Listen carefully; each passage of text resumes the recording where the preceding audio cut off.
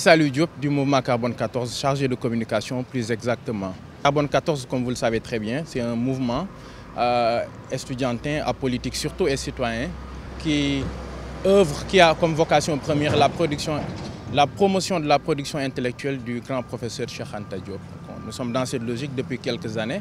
Comme on peut tous le voir, on a des fresques murales aujourd'hui qui ont été réalisées à l'honneur du professeur Cheikh Anta Diop, qui sont aujourd'hui réputées être les plus grandes fresques murales de l'histoire du Sénégal. Le mouvement Carbone 14 s'est toujours positionné, s'est toujours prononcé pour faire avancer les choses dans ce sens-là.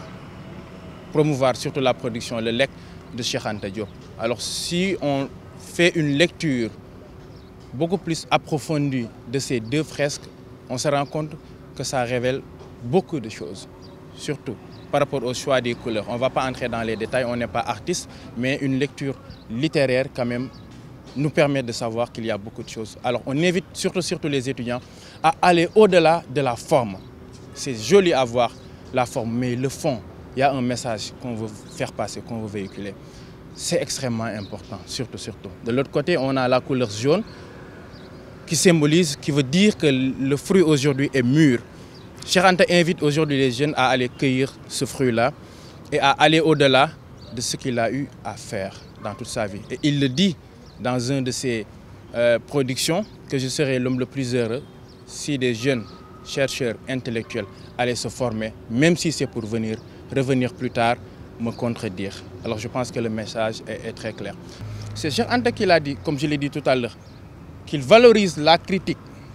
Allez vous former et revenez me contredire. Mais que ça reste dans une objectivité scientifique et dans une neutralité axiologique. Je pèse bien mes mots.